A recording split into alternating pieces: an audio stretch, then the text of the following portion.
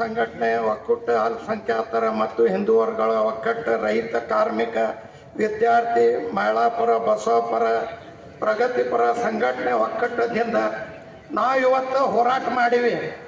ಈ ಹೋರಾಟಕ್ಕೆ ತೊಡೆ ಯಾರ ಬೇರೆ ಕೊಡಿಸಿ ಅಲ್ಲಲ್ಲಿ ನಿಂದಿರ್ಸ್ಯಾರ ಗೊತ್ತಿಲ್ಲ, ಭಾಳ ಸಕ್ಸಸ್ ಆಗೈತಿ. ಯಾರು ಏನು ಮಾಡಿದ್ರು ಸಂಬಂಧ ಇಲ್ಲ. ನಮ್ಮ ಹೋರಾಟ ನಮಗೆಲ್ಲ ಬೀದಿಬದಿ ವ್ಯಾಪಾರ ಅವರು ಮತ್ತು ನಮ್ಮ ಮಾರ್ಕೆಟ್ ಅವರು ಎಲ್ಲರೂ ನಮ್ಗೆ ಸಾಥ್ ಕೊಟ್ಟಾರೆ. ಎಲ್ಲರ್ಕಿಂತ ನೀವು ಬಂದಿದ್ದು ನಮ್ಗೆ ಭಾಳ ನೀವು ಸಾಥ್ ಕೊಟ್ಟಿರಿ, ನೀವು ನಮ್ಗೆ ಖುಷಿ ತಂದಿರಿ. ಇದು ಒಬ್ಬರ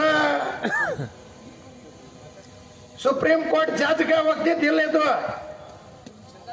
ಇದು ನಮ್ಮ ಸಂವಿಧಾನಕ್ಕೆ ನಮ್ಗೆ ಒಗ್ದಿದ್ದದೆ. ಇಂಥವು ಯಾರು ಮಾಡಬಾರ್ದಂತ ಇದೆ. ಪ್ರಧಾನಮಂತ್ರಿ ಮೋದಿ ಅವ್ರಿಗೆ ಗೃಹ ಮಂತ್ರಿ ಅಮಿತ್ ಶಾ ಅವ್ರಿಗೆ ಹೋಗಿದ್ರೆ ಏನು ಮಾಡ್ತಿದ್ರಿ?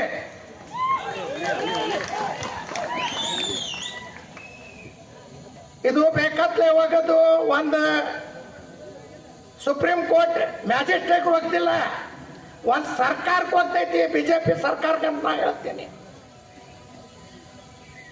ಇದು ಬೇರೆಯವ್ರು ಆಗಬಾರ್ದಂತ ಅವಾಗ ಕಲ್ ಶಿಕ್ಷೆ ಮಾಡಬೇಕು. ಕೇಸ್ ಅವರು ಒಟ್ಟೆ ಮಾಡಿಲ್ಲ. ಯಾಕೆ ಮಾಡಿಲ್ಲ? ಇಲ್ಲಿ ಒಂದು ಯಾವ್ದಾರೆ ಒಂದು ಕೇಸ್ ಮಾಡಿದ್ರೆ ಸರ್ಕಾರದ ಅಲ್ಲಿ ಸೋಮಟ್ಟು ಕೇಸ್ ಮಾಡಬೇಕು, ಅವಂಗ ಅರೆಸ್ಟ್ ಮಾಡಬೇಕು. ತಂದು ಒಂದು ಮ್ಯಾಜಿಸ್ಟ್ರೇಟ್ ಅವ್ರಿಗೆ ಮಾಡಿದ್ರೆ ಯಾರು ಜಾಮೀನು ಮ್ಯಾಗ ಬಿಡಂಗಿಲ್ಲ.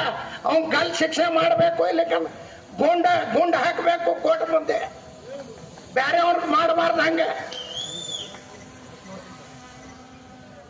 ಇದಕ್ಕೆ ಬರೀ ನಾವು ಹೋರಾಟ ಮಾಡಿ ಕೂತ್ರೆ ನಡೆಯಂಗಿಲ್ಲ. ಇದಕ್ಕೆ ಎಲ್ಲಾರ್ಗೂ ಹೋರಾಟ ಮಾಡಿ ಅದಕ್ಕೆ ನ್ಯಾಯ ಸಿಗುತ್ತಾನ ನಾವು ಬೆನ್ನ ಹತ್ತಬೇಕು.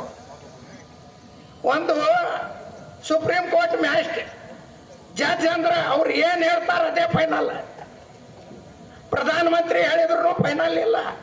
ಜಡ್ಜ್ ಅವ್ರು ಹೇಳಿದ್ರು ಅದಕ್ಕೆ ಪ್ರಧಾನಮಂತ್ರಿನೂ ಕೇಳ್ಬೇಕು, ನಾವು ಕೇಳ್ಬೇಕು, ನೀವು ಕೇಳ್ಬೇಕು. ಇದು ಅಂಬೇಡ್ಕರ್ ಸಾಹೇಬ್ರು ಬರ್ದಿದ್ದ ಸಂವಿಧಾನ ಅದ. ಈ ಸಂವಿಧಾನ ಚೇಂಜ್ ಮಾಡೋದು ಅದು ಮಾಡೋದು ನಿಮ್ಮ ಅಪ್ಪನ ಕೈಲೇನು ಆಗಂಗಿಲ್ಲ. ಇದು ಬಿಟ್ಟು ಬಿಡ್ರಿ. ಇದು ನಮ್ಮ ಬಾಬಾ ಸಾಹೇಬ್ ಅಂಬೇಡ್ಕರ್ ಸಂವಿಧಾನ ಬರೆದು ಕೊಟ್ಟಾರ. ಅದರೊಳಗೆ ನಾವು ನಡಿಬೇಕು, ನೀವು ನಡಿಬೇಕು, ಎಲ್ಲರೂ ಕೂಡಿ ನಡಿಬೇಕು. ನಮ್ಗೆ